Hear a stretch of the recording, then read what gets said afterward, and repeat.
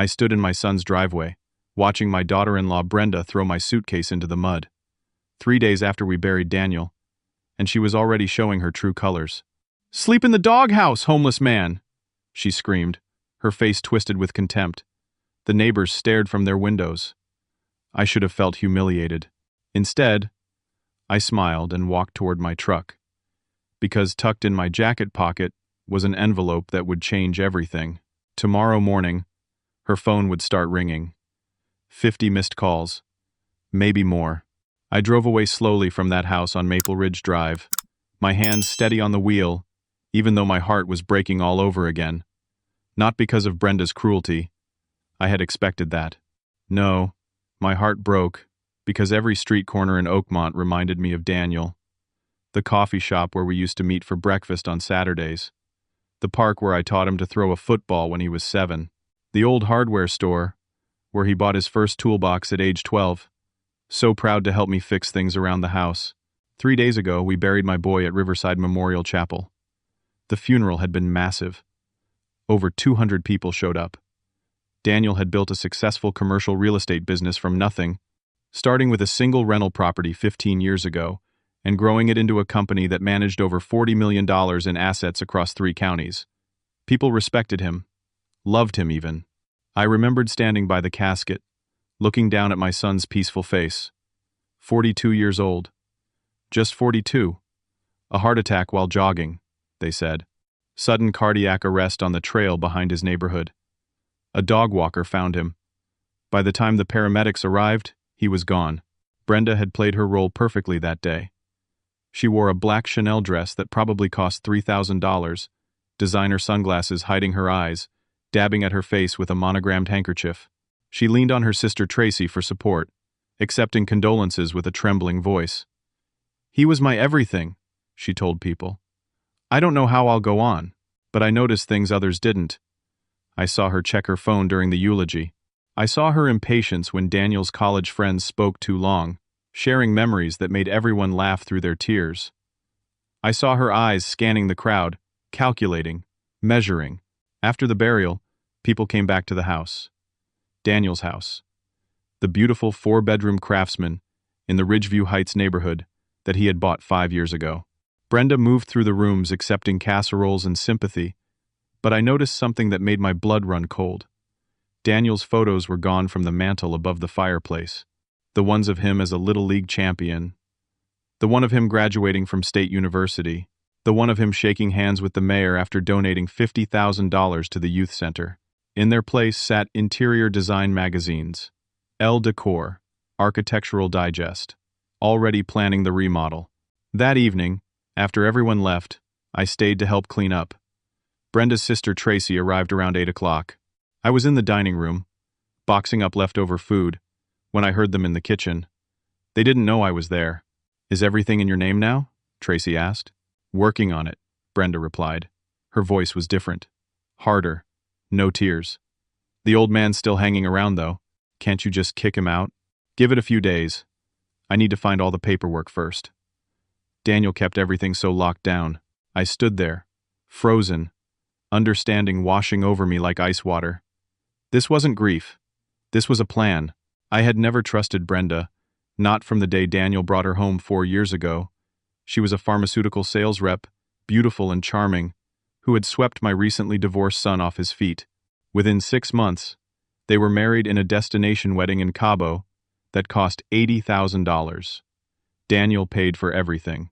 Over the next 4 years, I watched Brenda systematically isolate my son. Old friends stopped being invited to dinner. Daniel missed our weekly lunches more and more often. "Brenda has something planned," he would say apologetically. She controlled his calendar, his free time, his social life. But Daniel seemed happy, or at least he said he was, and I bit my tongue. A man has to live his own life, make his own choices. The night after the funeral, I couldn't sleep. The guest room bed felt wrong. Everything felt wrong. Around 2 in the morning, I got up and walked downstairs. I saw light coming from under the door of Daniel's home office. I opened it quietly.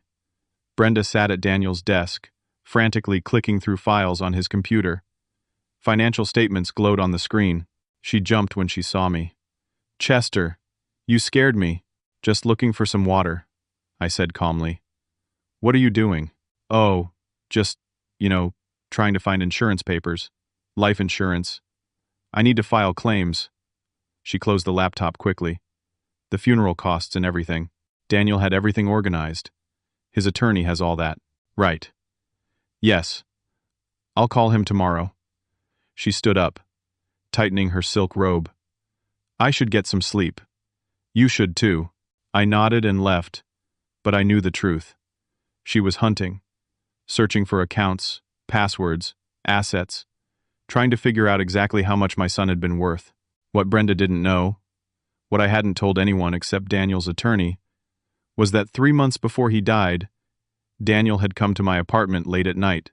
I lived in a modest 2-bedroom place across town, the same apartment I had moved into after Daniel's mother died 8 years ago. I had been watching television when the doorbell rang at 11:15. Daniel stood there looking like death, pale, shaking, older than his 42 years. "Dad," he said, "I need to talk to you." We sat at my kitchen table. He couldn't look at me at first. "I found out Brenda's having an affair," he finally said. The words came out like broken glass. "With Marcus Powell." Marcus Powell was Daniel's business partner. They had started the real estate company together 12 years ago, 50-50 partners.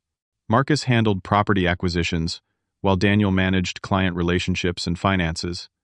I had always thought Marcus was a snake, too smooth, too eager to cut corners. But Daniel trusted him. "How did you find out?" I asked. Daniel pulled out his phone and showed me. Text messages between Brenda and Marcus. Hundreds of them, going back 18 months. Hotel receipts. Photos of them together at a resort in Arizona, when Brenda had told Daniel she was visiting her mother in Phoenix. But the worst part wasn't just the affair. As I scrolled through the messages, I saw something that made my stomach turn. They were planning something. Talking about when everything transfers and splitting the assets and once he's out of the picture. "Dad," Daniel said, his voice breaking, "I think they're planning to kill me." I stared at my son. "Daniel, that's a serious accusation. Read the messages. Really read them." He pointed to one exchange. "Marcus, once he's gone, everything splits between us." Brenda, "How much longer do we have to wait?" Marcus, "Not long. I'm working on it." Brenda, "Make sure it looks natural." "I've been feeling sick lately," Daniel said. "Dizzy, nauseous, heart palpitations. I thought it was stress from work, but now I wonder if they're doing something. We need to go to the police." "And tell them what? That my wife's having an affair and I saw some vague text messages? They'll say I'm paranoid. I need proof. Real proof. But first, I need to protect everything." The next day, Daniel went to his attorney, Harold Brennan. Harold was 65, sharp as a razor, had handled Daniel's business contracts for years. Together, we worked out a strategy. Daniel created an ironclad trust structure. The $15 million in liquid assets, the investment portfolios, the Malibu Beach villa he had bought as an investment property 2 years ago, all of it went into a revocable trust. I became the trustee with full discretionary power. The terms were specific. Brenda would inherit only under 2 conditions. She had to have remained faithful during the marriage, and Daniel's death had to be natural with absolutely no suspicious circumstances. If either condition was violated, everything would bypass her entirely. The assets would go to charitable foundations that Daniel specified. "If anything happens to me," Daniel made me promise, "protect what I built. Don't let her destroy it. Don't let Marcus take it. Use it for good." "Nothing's going to happen to you," I told him. "We'll expose them. We'll get you out of this." But Daniel shook his head. "I hired a private investigator. I'm gathering evidence. But Dad, if something does happen, promise me." He promised. 2 weeks later, Daniel collapsed while jogging. Heart attack, dead before he hit the ground. He was cremated within 4 days, per the instructions in his will. I had suspicions. Terrible suspicions. But no proof. Nothing concrete. Just a father's gut instinct screaming that my son had been murdered. Now, driving away from that house with my suitcase in the truck bed covered in mud, With Brenda's hateful words ringing in my ears, I gripped the steering wheel and thought about my promise. Tomorrow, everything would change. Tomorrow, Brenda would discover that the fortune she thought she had inherited didn't belong to her at all. Tomorrow, the phone calls would start. I checked into the Oakmont Motor Lodge at 10:30 that night. It was a modest place on Highway 27, the kind with outdoor walkways and a flickering neon sign that said, vacancy. $39 a night. Clean enough. Quiet. All I needed. Room 12 smelled like pine cleaner and old carpet. I set my muddy suitcase on the luggage rack and sat on the edge of the bed. The envelope in my jacket pocket felt heavy. Inside were copies of the trust documents, the private investigator's report, and a list of phone numbers I would need. I didn't sleep much. Kept seeing Daniel's face. Kept hearing Brenda's voice. Sleep in the doghouse. Homeless man. At exactly 9 o'clock the next morning, I made the call. Brennan Law Offices. This is Harold. Harold. It's Chester. It's time. Execute the trust provisions. There was a pause. Harold's voice became businesslike. I've already prepared everything. The paperwork was filed with the court at 8 this morning. The freeze is in effect as of now. Every account, every asset. She'll find out when she tries to access anything. Good. Chester, are you sure you want to do this? She's going to come after you with everything. Let her try. I hung up, poured myself a cup of terrible coffee from the room's little maker, and waited. Meanwhile, across town, Brenda woke up in Daniel's king-sized bed with plans. Big plans. She had appointments scheduled. 10 o'clock, meeting with a Porsche dealer to look at the new Cayenne. 12 o'clock, lunch with an interior designer to discuss renovating the house. 2 o'clock, meeting with a financial advisor to discuss managing her inheritance. She dressed carefully. Cream-colored Armani suit. Louboutin heels. Hair and makeup perfect. She looked at herself in the mirror and smiled. Everything was finally hers. Her first stop was Bank of Pacific West on Grand Avenue, the main branch where Daniel had kept his primary accounts. She had been there with Daniel dozens of times. Everyone knew her. She walked in confidently, approached the reception desk. I need to speak with Douglas Kramer, please. Douglas was the bank manager, a neat 50-year-old man with gray temples and expensive glasses. He came out of his office with a professional smile. Mrs. Patterson, my deepest condolences. We were all devastated to hear about Daniel. Thank you, Douglas. I'm here to access my late husband's accounts and transfer everything into my name. I assume you have the death certificate on file? Yes, we received it. Please, come into my office. They sat across from each other at his desk. Douglas typed on his computer, his expression growing concerned. Mrs. Patterson, I'm afraid there's a problem. Brenda's smile faltered. What kind of problem? These accounts have been frozen by court order. There's a trust dispute. I can't allow any transactions until it's resolved. The words hit Brenda like a slap. What? That's impossible. I'm his widow. The money is mine. Douglas turned his monitor to show her. Every account showed the same status. Frozen by court order. Trust designation active. Beneficiary status under review.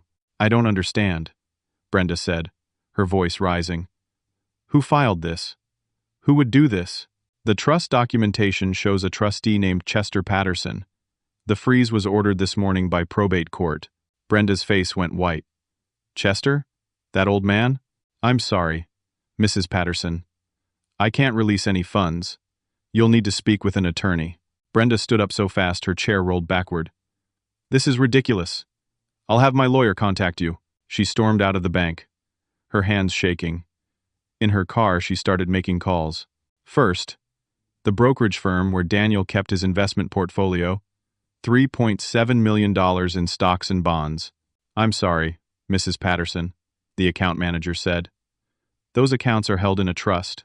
You're not listed as the beneficiary.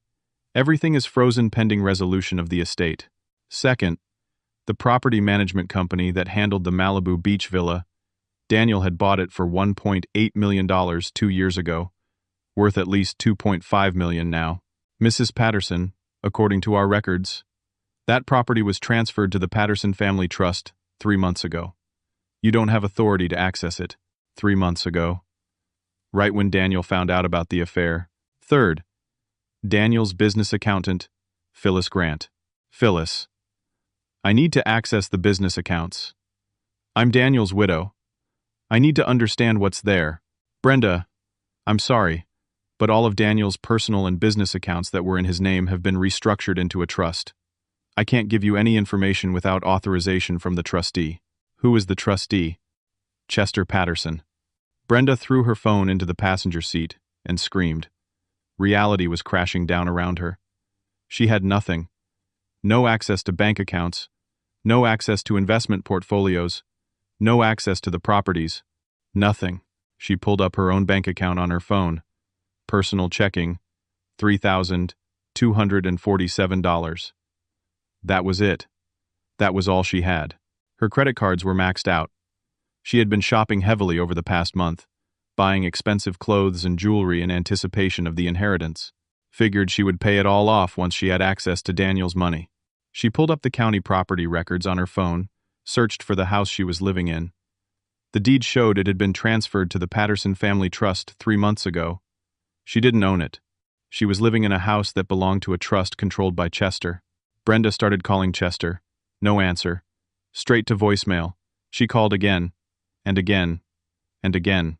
By noon, she had made 25 calls. No answer. She called her sister Tracy in a complete panic. Tracy, you need to come over right now. Everything is frozen. I can't access anything. Tracy arrived 30 minutes later, found Brenda pacing the living room like a caged animal. What happened? That bastard Chester put everything in a trust. I can't touch any of it. Can you fight it? Contest it? I need a lawyer. A good one. Brenda searched online for probate attorneys. Found one whose website promised aggressive representation. Gregory Sloan, attorney at law. I fight for widows' rights, in bold letters, across his homepage. She called, explained her situation in urgent, desperate terms. I can see you this afternoon, Sloan said. 4 o'clock. My office is downtown. Brenda and Tracy drove to Sloan's office, a sleek suite on the 23rd floor of the Commerce Tower. Glass walls, expensive furniture, views of the city. Gregory Sloan was 50-something, tan, perfectly styled silver hair, suit that probably cost $4,000. He listened to Brenda's story with practiced sympathy. This is outrageous, he said when she finished. You're the widow. You have rights. We can contest this trust. I'll need to review the documents, but we can absolutely fight this. How long will it take? These cases can take 6 months to a year, depending on the complexity. But I'm very good at what I do. How much will it cost? My retainer for a case like this is $25,000. That covers the initial filing and discovery. If it goes to trial, we'll discuss additional fees. Brenda's mouth went dry. I need to get access to the money first, then I can pay you. Sloane's sympathetic expression vanished. Mrs. Patterson, I need payment up front. That's how my practice works. But I don't have that kind of money available right now. Once I get access to the estate, I'm sorry. I can't take your case on contingency. Estate law doesn't work that way. He stood up, signaling the meeting was over. When you have the retainer, give me a call. Brenda left the office humiliated. In the elevator, Tracy said, Maybe you could borrow the money? From who? I've already maxed out my credit cards. My parents are retired on Social Security. Who's going to lend me $25,000? By 6 o'clock that evening, Brenda had made 43 calls to Chester. Every single one went to voicemail. At 7:15, her phone buzzed with a text message. From Chester. Tomorrow, 10 a.m., Brennan's office. Come alone. Brenda stared at the message. Her hands were shaking. She had no choice. She would have to face him. I arrived at Harold Brennan's law office at 9:30 the next morning.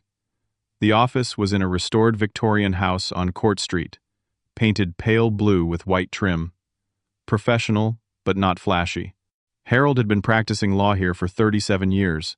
Inside, dark wood paneling, leather furniture, walls covered with diplomas and certificates. Harold met me in the lobby. She called me 6 times yesterday, he said quietly. Furious. Threatening to sue. Let her try. We went into the conference room. Long table, High-backed chairs, window overlooking a garden. Harold had prepared folders of documents. "Remember," he said, "stay calm.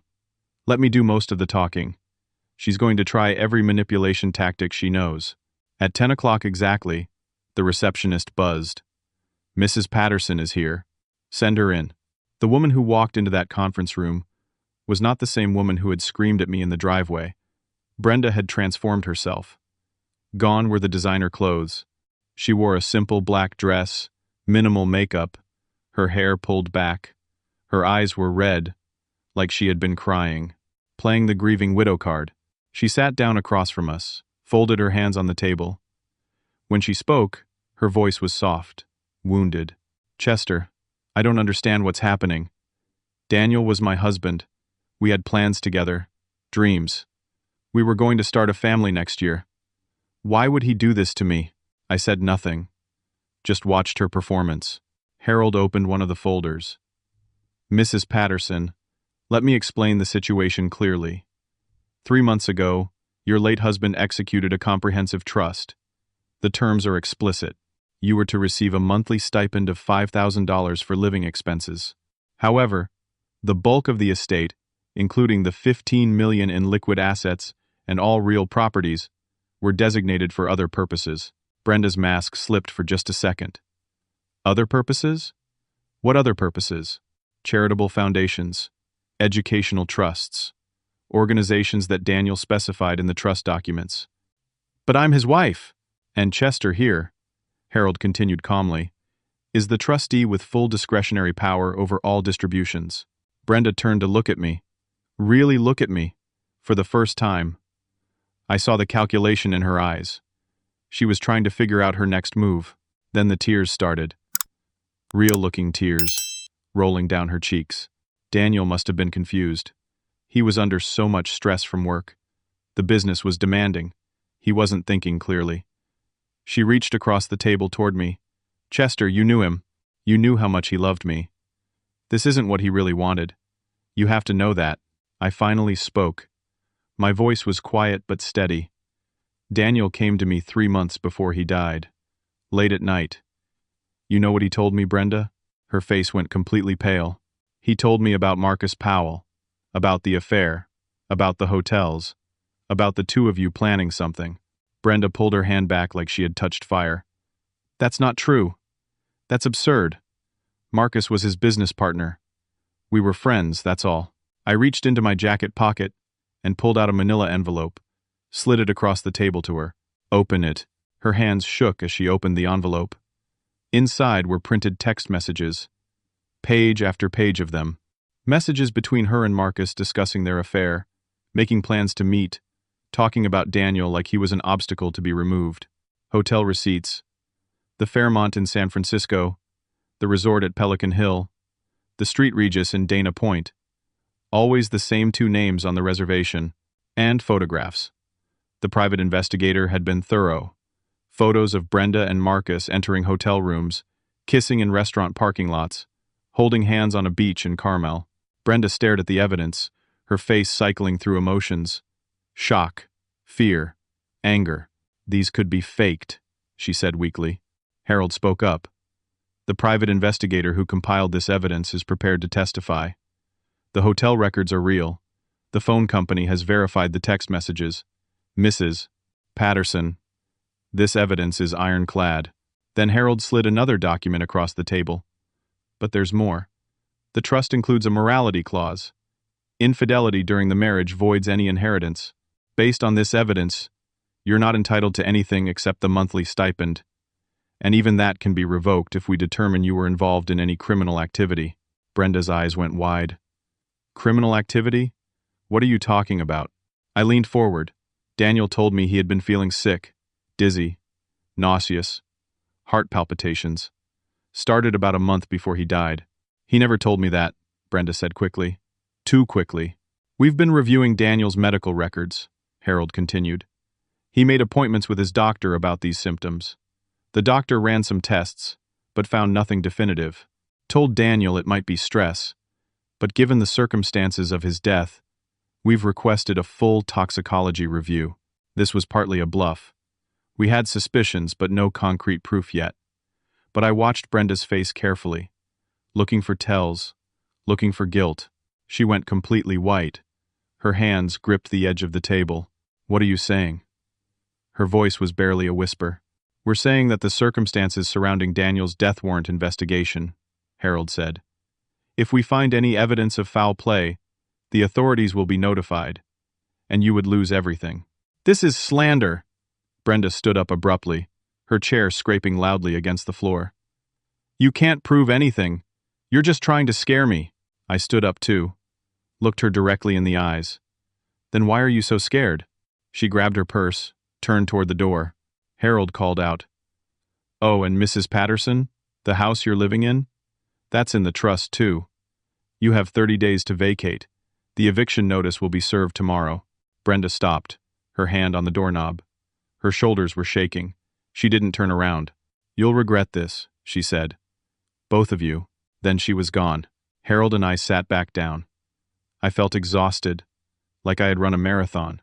"You think she did it?" Harold asked quietly. "I know she did. I just need to prove it." What we didn't tell Brenda was that I had already contacted someone. A friend of Daniel's from college, Angela Torres, who was now a detective in the Oakmont Police Department. Angela had been at the funeral. She had pulled me aside afterward and said, "Chester, if you ever need anything, call me." 3 days ago, I called her. Told her about the affair, the text messages, the suspicious circumstances. Angela listened carefully. "I'll look into it," she said. Quietly. "If there's something there, we'll find it." Outside Harold's building, Brenda sat in her car, hyperventilating. Her phone rang. "Marcus Powell," she answered.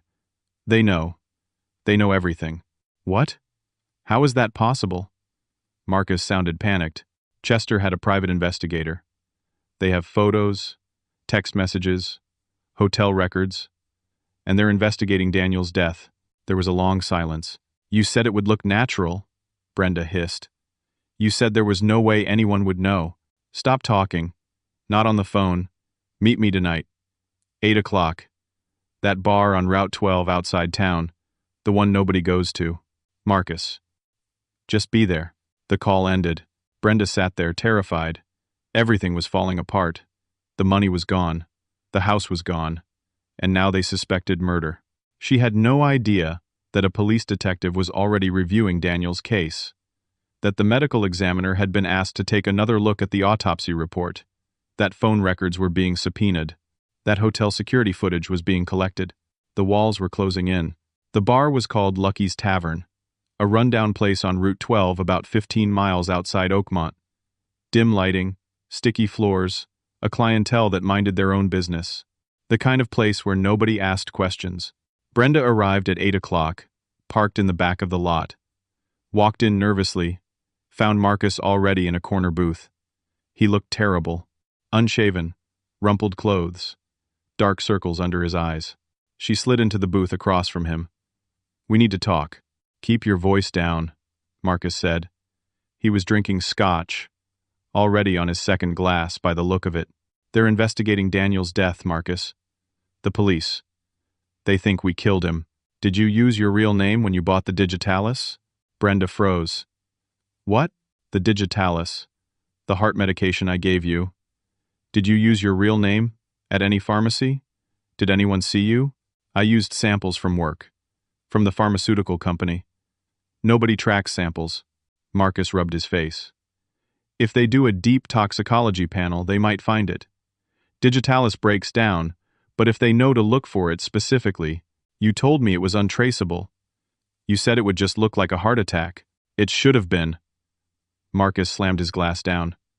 "But if they're specifically looking, if they run the right tests, we're going to prison," Brenda whispered. "We're going to prison for murder."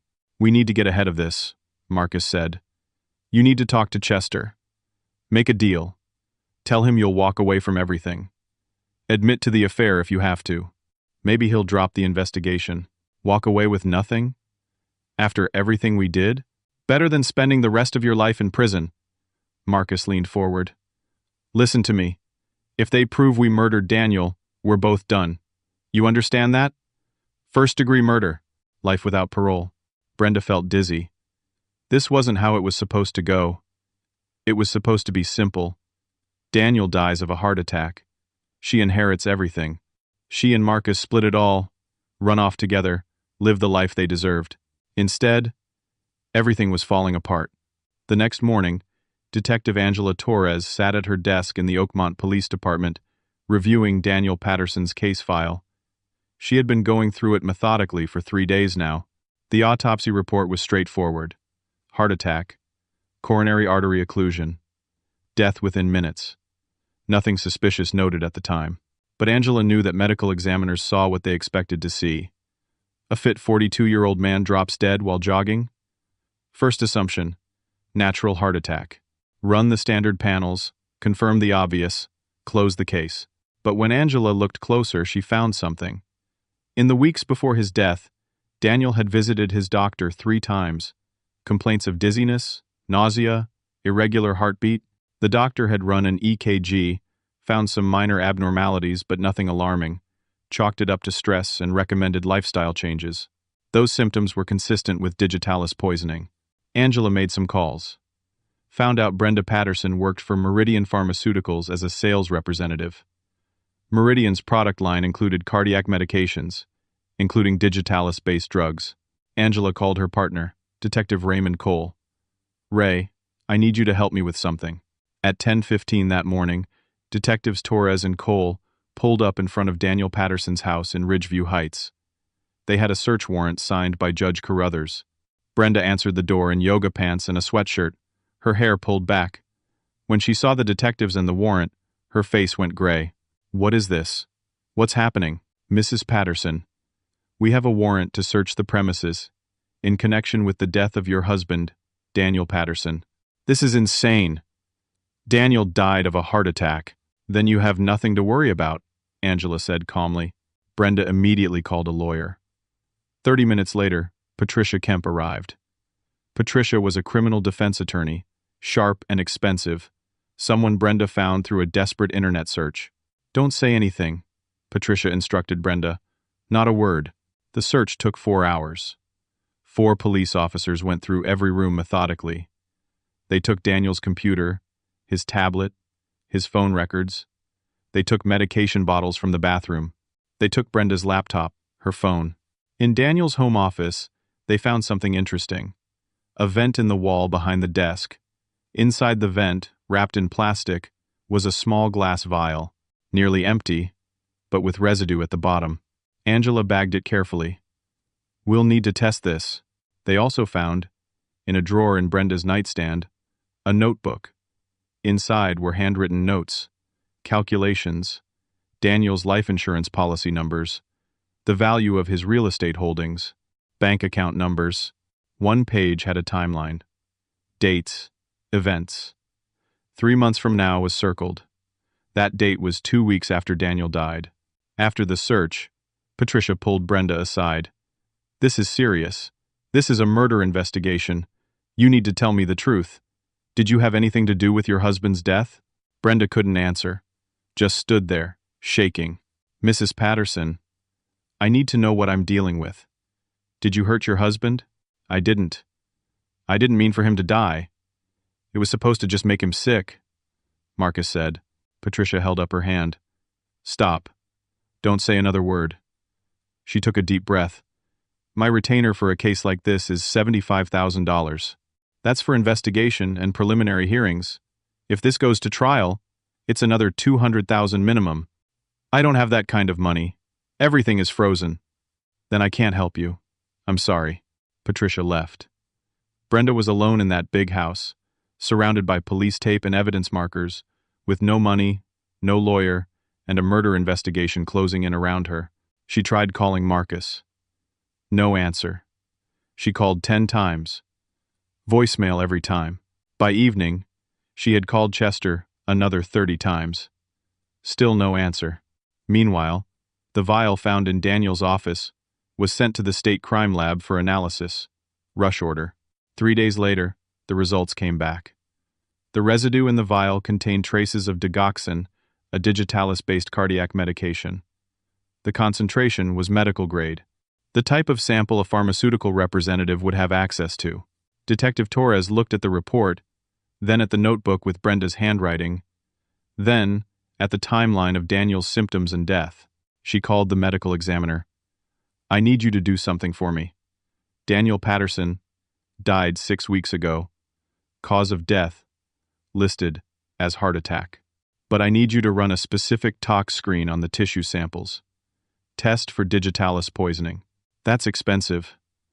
And the samples are degraded by now. I know. But I think this man was murdered. And I think I can prove it." The medical examiner agreed. The tissue samples, which had been preserved according to standard protocol, were sent for advanced toxicology testing.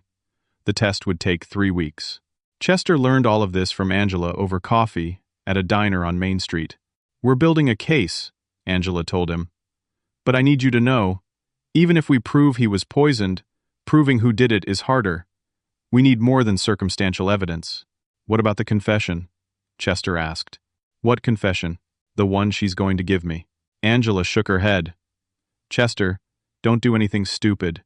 Don't approach her. Don't try to be a hero." But Chester was already formulating a plan. 2 days later, the eviction notice was served. Brenda had 30 days to leave the house. She had nowhere to go, no money for rent, and her credit cards were all maxed out.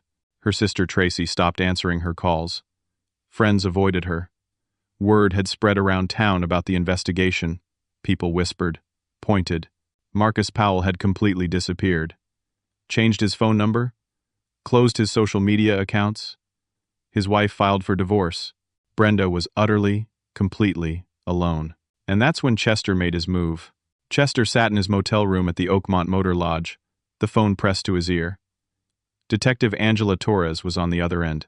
"You want me to wear a wire?" Chester asked. "If you can get her to confess, we have enough for an arrest warrant," Angela said. "But Chester, this is dangerous. If she's willing to kill your son, she might."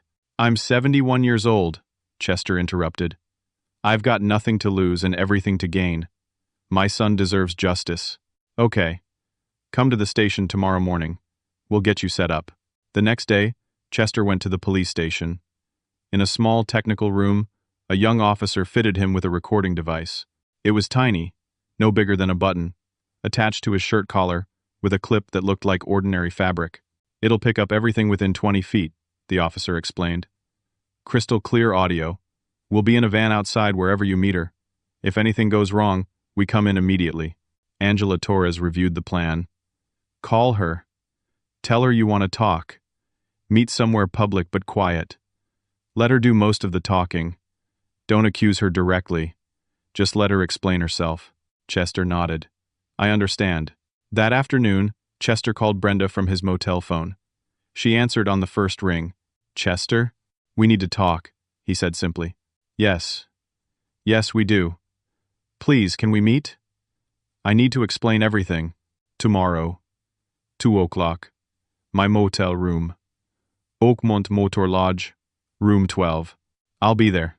Thank you. Thank you for giving me a chance." The call ended. Chester looked at Angela. "She'll come. She's desperate." The next day at 1:45, Chester sat in his motel room. The wire was active. Outside in an unmarked van, Angela Torres and Raymond Cole listened through headphones, recording everything. At exactly 2 o'clock, there was a knock on the door. Chester opened it. Brenda stood there looking like a ghost of herself. Hair unwashed, no makeup, wrinkled clothes. The wealthy, polished woman from a month ago was gone. "Come in," Chester said. She walked in slowly, sat in the room's single chair. Chester sat on the edge of the bed. "You wanted to talk," he said. Brenda's hands were shaking. "Chester, I'm sorry. I'm so sorry for everything. For the affair. For how I treated you. For the things I said. I was wrong. I was terrible." Chester said nothing. Just listened. "I made mistakes," she continued. "Horrible mistakes. I let myself get involved with Marcus. I got greedy. I thought about the money more than I thought about Daniel. But I didn't kill him, Chester. You have to believe me. I never wanted him dead." "Then how did he die, Brenda?" She looked down at her hands. "Marcus gave me something. A medication. He said it would make Daniel sick, just sick enough that he would need me more, that he would depend on me. Marcus said it was harmless, just a little bit in his coffee every morning. It would cause some dizziness, some nausea, nothing serious. Chester's jaw clenched. You poisoned my son. I didn't know it would kill him. I swear I didn't know. Marcus said it was safe in small doses. He said, what did Marcus give you? Some kind of heart medication. Pills I was supposed to crush up. He told me it would just make Daniel feel weak. That's all. I never wanted him to die. You have to believe me. In the van outside, Angela looked at Raymond. We've got her. Chester leaned forward. Why are you telling me this, Brenda? Because I need your help. Tears were streaming down her face now. The police are investigating. They think I murdered Daniel. But I didn't.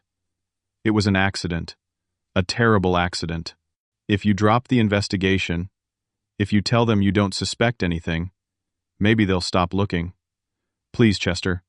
I can't go to prison. I can't. You want me to help you? After you killed my son? I didn't mean to. It was supposed to just make him sick. Marcus lied to me. He set me up. Chester stood up. His voice shook with rage and grief. You put poison in my son's coffee. Every morning. For how long? 3 weeks. Maybe 4. I don't remember exactly.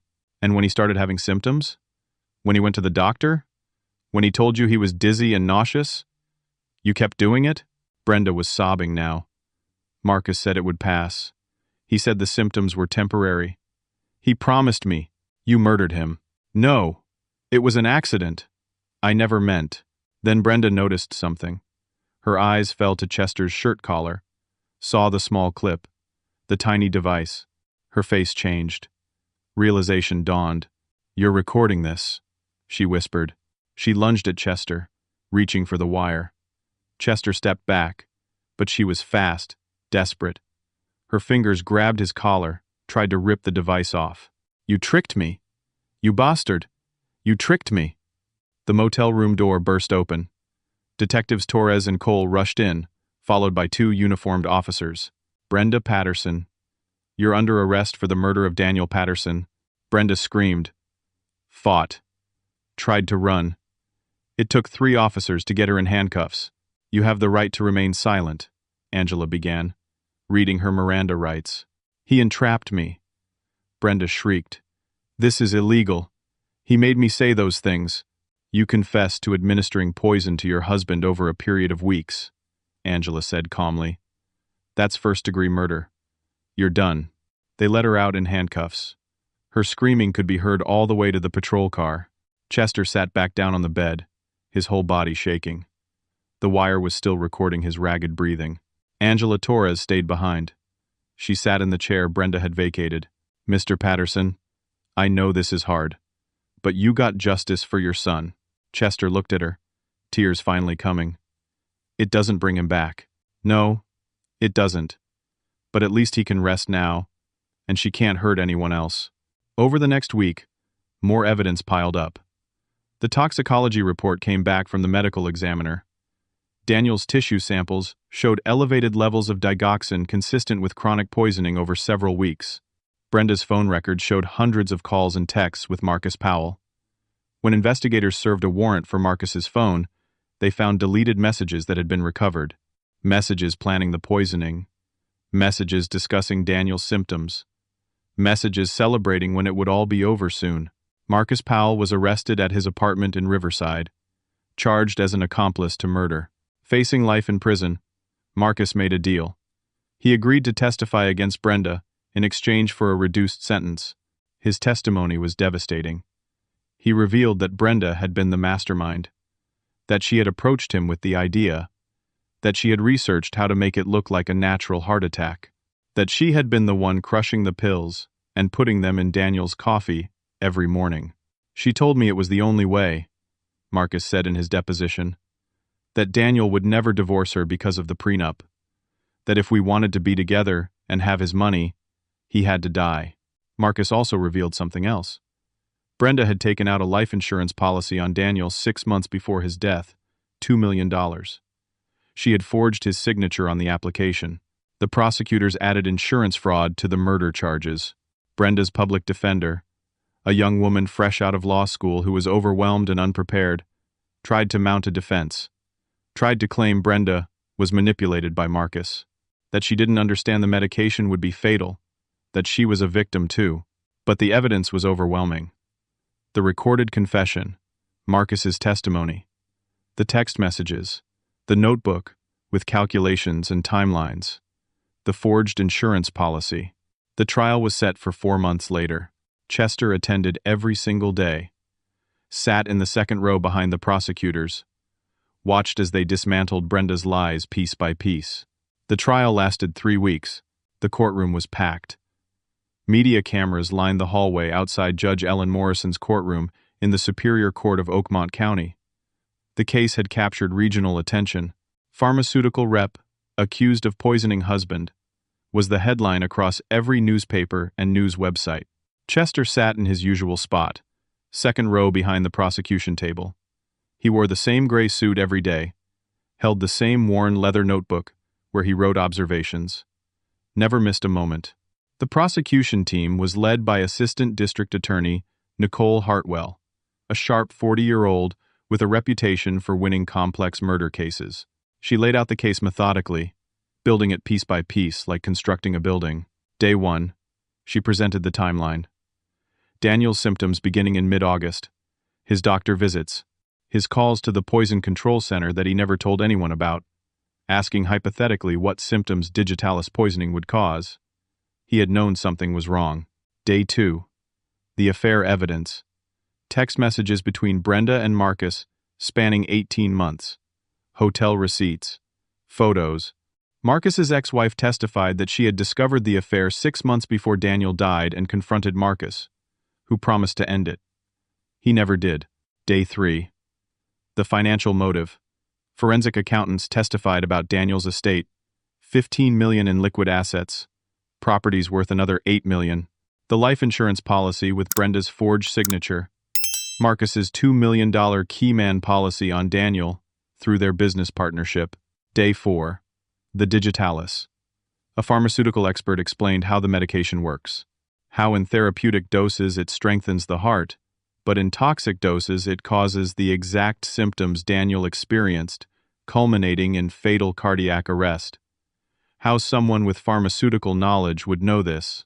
Brenda's employer testified that she had access to digitalis samples, that inventory records showed samples missing from her assigned case, that she had signed them out but never documented where they went. Day 5 through 7, the recorded confession. The jury listened to Chester's wire recording, heard Brenda admit to putting medication in Daniel's coffee every morning, heard her say Marcus gave her some kind of heart medication and pills I was supposed to crush up. The courtroom was silent as the recording played. Several jurors looked at Brenda with barely concealed disgust. Brenda's public defender, Amanda Walsh, a 27-year-old who had been practicing for only 2 years, cross-examined weekly.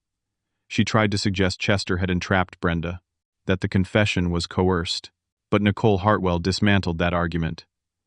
Your Honor, Mrs. Patterson voluntarily went to that motel room. She was not threatened. She was not forced to speak. She chose to confess because she was looking for a way out. That's not entrapment. That's guilt. On day 8, Marcus Powell testified.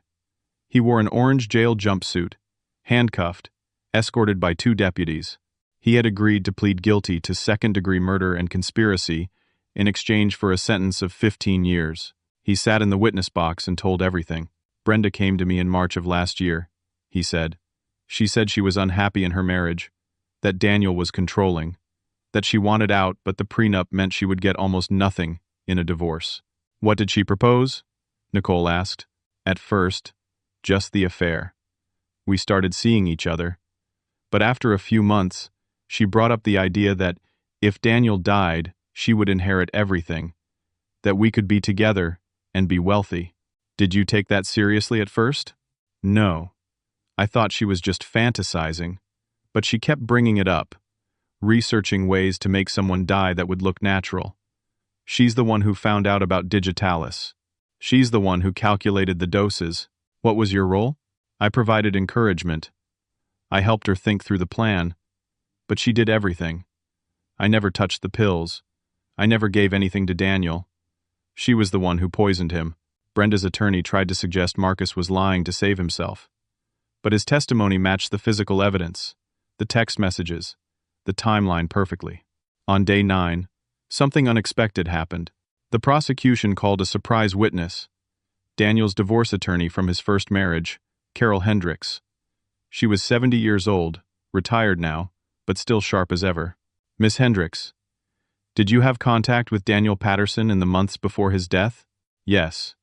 He called me 6 weeks before he died, asked to meet. What did he want? He wanted to file for divorce from Brenda Patterson. He had discovered her affair with Marcus Powell. He wanted to protect his assets, and, he specifically said, protect his father. This was news to Chester. He sat forward in his seat, tears blurring his vision. Did he file the papers? We drafted them. He reviewed them. He was supposed to come in and sign them the week after he died. He never made it to that appointment. The courtroom erupted in whispers. Judge Morrison gavelled for order. Carol continued. Daniel told me he was afraid. He said Brenda was dangerous, that she had become fixated on his money. He was trying to get away from her, but he didn't move fast enough. Chester put his face in his hands. Daniel had been trying to escape, had been trying to protect him, had known the danger, but ran out of time. On day 10, Brenda took the stand, against her lawyer's advice. She wore a conservative dress, her hair pulled back, minimal makeup. She tried to present herself as a victim. I loved Daniel, she said, crying. I made mistakes. I had an affair. I'm not proud of that. But I never meant to hurt him. Marcus manipulated me. He told me the medication was harmless. He said it would just make Daniel dependent on me so he wouldn't leave me. I didn't know it would kill him. Nicole Hartwell's cross-examination was surgical.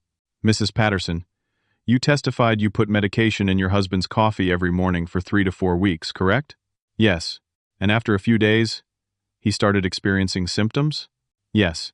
Dizziness? Nausea? Heart palpitations? Yes. But you kept giving him the medication? Marcus said the symptoms would pass. Your husband went to the doctor 3 times. The doctor couldn't figure out what was wrong. But you knew what was wrong, didn't you? I thought it would stop. Did you tell the doctor what you were doing? No. Did you stop giving him the medication? Silence. Mrs. Patterson, answer the question. Did you stop? No. Because you wanted him to die, didn't you? No. I didn't.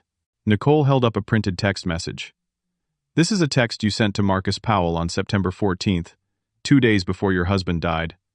Quote, how much longer? I can't wait much more. He's still walking around. End quote. What did you mean by that? Brenda's face went white. I don't remember sending that. The phone company verified it came from your phone. What did you mean? I was just frustrated. I didn't mean. You were frustrated that your husband wasn't dead yet. That the poison wasn't working fast enough. No. That's not what I meant. But the damage was done. The jury had seen through her act. On day 11, closing arguments, Nicole Hartwell stood before the jury and spoke with quiet intensity.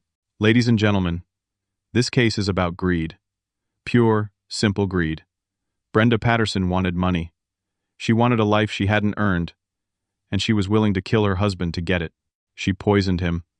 Every single morning for weeks. She watched him suffer, watched him get sicker, and she kept doing it. That's not an accident. That's not manipulation. That's murder. First degree, premeditated murder. Amanda Walsh did her best. My client made terrible mistakes. She was weak. She was foolish. She trusted the wrong person. But she didn't intend to kill Daniel Patterson. She's not a murderer. She's a woman who made catastrophic errors in judgment. But it was not enough. The jury deliberated for 3 hours. When they filed back into the courtroom, none of them looked at Brenda. That was how Chester knew. Has the jury reached a verdict? Judge Morrison asked. We have, Your Honor. What say you? On the charge of murder in the first degree, we find the defendant guilty. Brenda collapsed in her chair, sobbing. Her lawyer tried to comfort her, but there was no comfort to be had. Sentencing was 2 weeks later. Judge Morrison looked down at Brenda from the bench. Mrs. Patterson, you committed one of the most heinous crimes imaginable. You murdered your husband, a man who loved you and trusted you, slowly and painfully, over several weeks. You did it for money. For greed. You have shown no genuine remorse. This court sentences you to life in prison, without the possibility of parole. The gavel came down. Brenda screamed, "Chester! Please! I'll tell you where!" But the deputies grabbed her, pulled her toward the door to the holding cells. Her voice faded as she was taken away. Outside the courthouse, Chester stood on the steps. Media surrounded him with microphones and cameras. He made a brief statement, his voice steady. "Justice has been served today. My son Daniel can finally rest in peace. That's all I have to say." He walked to his truck and drove away. But the ordeal was not completely over. A week after the sentencing, Chester received a letter at Harold Brennan's office. It was from Marcus Powell, postmarked from the state prison in Vacaville. Chester opened it carefully. The letter read, "Mr. Patterson, I know you hate me. I understand. I deserve it. But I'm writing to tell you something Brenda mentioned once when we were together. She said she had a backup plan, that she had hidden something that belonged to Daniel. Documents? Maybe money. She called it her insurance policy in case things went wrong. I don't know where she hid it or what it is, but I thought you should know. Marcus." Chester showed the letter to Harold. "Could be a trick," Harold said. "Or it could be real. Daniel's belongings were returned to me after the investigation. Let me go through them again." Chester spent 2 days carefully examining everything. Daniel's laptop, his files, his papers. Then he remembered Daniel had mentioned a storage unit once, a place he kept old business records. Chester drove to Guardian Storage on Industrial Boulevard. Used the key from Daniel's keyring. Unit 147. Inside were boxes of business files, tax returns, contracts. Nothing unusual at first, but in the back, behind everything else, was a small, fireproof safe. Chester didn't have the combination. He called a locksmith. It took the locksmith 30 minutes to open it. Inside was a single item, a thumb drive. Chester took it home, plugged it into his laptop. One file, a video. He clicked play. Daniel appeared on screen. He was sitting in what looked like a hotel room. He looked exhausted, scared. This had been recorded about 2 weeks before he died. "Dad," Daniel said, looking directly into the camera. "If you're watching this, I'm gone. I knew Brenda and Marcus were planning something. I didn't know exactly what, but I felt it. I felt danger closing in." Daniel's voice cracked with emotion. "I wanted you to know that everything I did, every precaution I took with the trust, was to protect you, to protect what we built together. Don't let them take it. Use it for good. Help people. Make a difference." Tears streamed down Daniel's face on the screen. "And Dad, this is important. Don't let grief consume you. I know you. I know you'll want to curl up and die with me. But don't. Please don't. You have so much more to give. Find joy again. Live. Really live. I love you. I've always loved you. You were the best father anyone could ask for." The video ended. Chester sat there in his living room, sobbing, watching the video again and again. His son's final message. Daniel had known he was going to die, had tried to prepare Chester, had tried to protect him even from beyond the grave. Chester saved the video to his computer, backed it up in 3 different places. This was precious. The last time he would hear his son's voice telling him he was loved. 6 months after the trial, Chester stood on the deck of the Malibu Beach villa, watching the sun set over the Pacific Ocean. The sky was painted in shades of orange and pink. Clouds stretched across the horizon like watercolor brushstrokes. Waves crashed against the rocks below, a rhythmic sound that had become comforting over the months. He had moved into the villa permanently. The modern 3-bedroom house sat on a cliff overlooking the ocean, floor-to-ceiling windows, an open floor plan that Daniel had loved. Chester could see why Daniel bought this place. It was peaceful, healing. The $15 million in the trust was now under Chester's full control. He had spent months working with Harold Brennan and a team of advisors to decide how best to honor Daniel's wishes. They established 3 foundations in Daniel's name. The first was the Daniel Patterson Memorial Scholarship Fund at State University. full-ride scholarships for business students from low-income families, 20 scholarships per year. The recipients were chosen based on merit, ambition, and character. So far, 60 students had received the scholarship. Chester had met several of them, bright young people who reminded him of Daniel at that age, full of dreams and potential. The second was the Patterson Heart Health Research Foundation, partnering with Oakmont Regional Medical Center, funding research into early detection and prevention of heart disease, clinical trials for new treatments, education programs for at-risk communities. Daniel had died of a heart attack. Chester wanted to help prevent other families from experiencing that sudden, devastating loss. The third was the Justice for Families Foundation, a support group and resource center for families of crime victims, counseling services, legal advocacy, emergency financial assistance. Chester understood the unique pain of losing someone to murder, the anger, the grief, the feeling of helplessness. He wanted to help others navigate that darkness. The villa hosted quarterly gatherings for all three foundations. Board meetings on the deck, scholarship recipient dinners in the dining room, fundraising events in the large living room. Daniel's legacy was alive in this house. Chester had reconnected with many of Daniel's old friends, the ones Brenda had pushed away during the marriage. They started a weekly dinner group. Every Tuesday night, 6 or 7 of them would gather at a different restaurant in Oakmont. They told Daniel stories, laughed, remembered, kept his memory vivid and real. Tom Sullivan, who had been Daniel's college roommate, told the story about the time Daniel tried to cook Thanksgiving dinner their sophomore year and nearly burned down the dorm kitchen. Gary Chen, Daniel's first business partner before Marcus, talked about how Daniel gave him a loan to start his own company when no bank would take a chance on him. Beth Rodriguez, a friend from Daniel's church, shared how Daniel had quietly paid for her daughter's cancer treatment when Beth's insurance denied the claim. These stories painted a picture of who Daniel really was: generous, kind, funny, loyal, everything Brenda and Marcus had tried to destroy. One afternoon in early spring, Chester received a phone call from Detective Angela Torres. "Chester, I wanted to update you. Brenda's appeal was denied. The conviction stands. She'll spend the rest of her life in prison. And Marcus? He'll be eligible for parole in 12 years. But given the nature of the crime, I doubt he'll ever get it." Chester thanked her and hung up. He felt neither satisfaction nor anger anymore, just a quiet sense of closure. Justice had been served. Daniel could rest. He thought back to that day in the driveway, when Brenda threw his suitcase in the mud. Sleep in the doghouse, homeless man. The humiliation she intended, the cruelty in her voice. That moment seemed like a lifetime ago. A different world. Chester walked back inside the villa. In his office, he had created a memorial wall, photos of Daniel, at every age. As a baby in the hospital, as a toddler taking his first steps, as a boy on his bicycle, as a teenager at his high school graduation, as a young man starting his business, holding awards, shaking hands with community leaders, living his best life. No photos of Brenda. She had been erased from the story. She didn't deserve to be part of Daniel's legacy. Chester's phone buzzed. A text message from Dorothy Williams.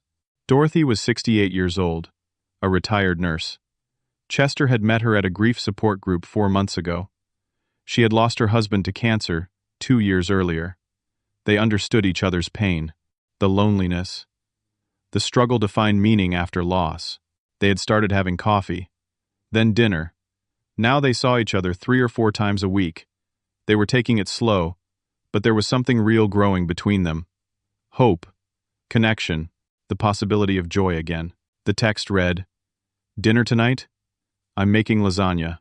Chester smiled. Texted back, "I'd love that. What time?" 6:30. "Bring wine." Chester looked at the clock. 3 hours. Enough time to shower, change, stop at the wine store. He walked back out to the deck. The sun was lower now, painting everything gold. He thought about Daniel's video message. "Don't let grief consume you. Find joy again. Live." Chester was trying. Some days were harder than others.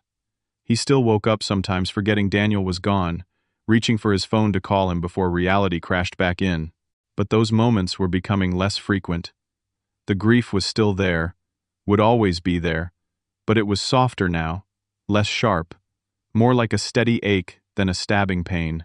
That evening, Chester drove to Dorothy's house in the Elmwood neighborhood, a charming bungalow with a garden full of roses. She greeted him at the door wearing an apron, her hair pulled back, smiling. "Come in. Everything's almost ready." They ate dinner on her patio. The lasagna was delicious. They talked about everything and nothing. She told him about her volunteer work at the animal shelter. He told her about a scholarship recipient who had sent him a thank you letter. After dinner, they sat together watching the stars appear. "You seem lighter," Dorothy said. "More at peace." "I'm getting there," Chester replied. Slowly. "Daniel would be proud of what you're doing. The foundations, the scholarships, all of it." "I hope so." She took his hand. "I know so." Later that night, back at the villa, Chester sat at his desk. He had received a letter that day from one of the scholarship recipients. A young woman named Emily Hartman, 20 years old, studying business at State University. She wrote, "Dear Mr. Patterson, I wanted to thank you again for the Daniel Patterson Memorial Scholarship. Because of your generosity, I'm able to pursue my dreams without the burden of student loans. I'm the first person in my family to attend college. My parents are immigrants. They work 3 jobs between them. They sacrificed everything so I could have opportunities they never had. Your son's legacy is changing lives. Changing my life. I promise to work hard, to make the most of this gift, and to pay it forward someday. With gratitude, Emily Hartman." Chester pinned the letter to the bulletin board above his desk. Next to it were dozens of similar letters, each one a reminder that Daniel's life had meaning beyond his death. That good was rising from the ashes of tragedy. He looked at the photos on the memorial wall, focused on one in particular. Daniel at age 8, missing his 2 front teeth, holding up a fish he caught on a camping trip, grinning like he had won the lottery. "I did it, son," Chester said quietly. "I protected what you built, and I'm trying to live, like you asked me to." The weeks that followed brought more healing, more purpose. Chester threw himself into the foundation work, attended board meetings, met with scholarship recipients, visited the medical center to see the progress of the heart health research. He and Dorothy grew closer. She moved some of her things into the villa. They talked about the future, maybe selling her house and moving in permanently, maybe traveling together, Europe, Asia, places neither of them had ever been. One Saturday afternoon, Chester drove to Riverside Memorial Chapel, to Daniel's grave. He hadn't been there in months. The headstone was simple gray granite. Daniel Michael Patterson, beloved son, 1983 to 2025. He built more than buildings. He built lives. Chester knelt down, placed fresh flowers in the vase. "Hey, buddy," he said. "I wanted to give you an update. The scholarship fund is doing great. 60 students so far. The Research Foundation just funded a major clinical trial, and the Justice for Families group is helping people, really helping them." He paused, emotion catching in his throat. "I'm doing okay. Most days. I met someone. Her name's Dorothy. I think you'd like her. She's kind, patient. She understands." A breeze rustled through the trees overhead. "I miss you every day. Every single day. But I'm trying to do what you asked. I'm trying to live, to find joy.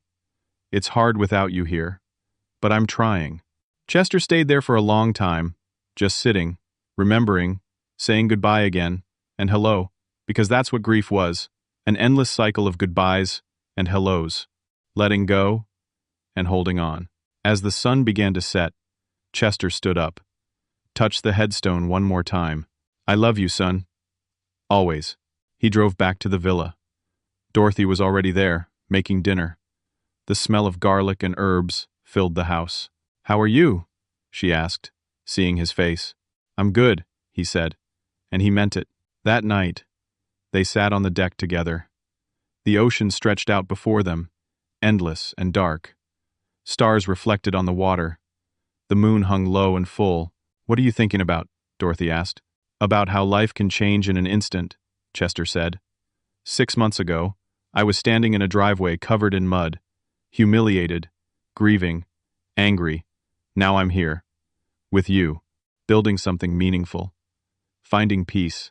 Justice has a way of working itself out, Dorothy said. Sometimes it needs help. Chester replied with a small smile. They sat in comfortable silence. The waves provided a soundtrack. The stars bore witness. Chester thought about everything that had happened. The betrayal, the investigation, the trial, the conviction, the foundations, the new relationships, the healing. He had learned some hard lessons. That material wealth means nothing without integrity and love. That greed destroys everything it touches. That justice sometimes requires patience and strategy. That protecting family is not just about money, but about honoring their memory. He learned that grief and justice can coexist, but eventually, you must choose to live again. That the best revenge is not the destruction of your enemies, but building something meaningful from loss. That trust is earned through actions, not words. That evil often destroys itself if you give it enough rope. Most importantly, he learned that a parent's love for a child extends beyond death, and that finding purpose in tragedy is how we honor those we have lost. Chester picked up his phone, opened his email. There was a new message from the scholarship committee. 5 new recipients had been selected for the upcoming academic year. 5 more young people whose lives would be changed by Daniel's legacy. He smiled. This was what mattered. This was how Daniel lived on. I'm going to make some tea, Dorothy said, standing. Want some? Please. She kissed the top of his head and went inside. Chester stayed on the deck a moment longer. The ocean, the stars, the cool breeze, the peace. 50 missed calls from Brenda that morning after the trust froze seemed like ancient history. That panicked, desperate woman was locked in a cell now, paying for her crimes. Marcus was too. The people who killed Daniel were being held accountable. And Chester? Chester was free. Free from anger, free from the need for revenge, free to build, to love, to live. He stood up and walked inside. Dorothy handed him a mug of chamomile tea. They sat on the couch together, her head on his shoulder. You know what? Chester said. I'm happy. For the first time since Daniel died, I can honestly say I'm happy. Dorothy squeezed his hand. Good. You deserve to be. And in that moment, in that beautiful house overlooking the Pacific, surrounded by the evidence of his son's legacy and the promise of a new relationship, Chester Patterson finally allowed himself to be at peace. Daniel would have wanted this. Would have smiled, seeing his father find joy again. Would have been proud of the good rising from tragedy, and that was enough. Have you ever had to choose between seeking revenge and finding peace after a devastating loss? How did you move forward? I'd love to hear your thoughts in the comments below. If this story touched your heart, please give it a like and subscribe to hear more stories about triumph over tragedy. Share this with someone who needs to hear that it's possible to find joy again after loss.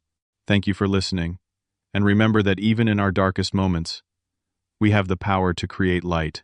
May you find your own peace and purpose, wherever your journey takes you.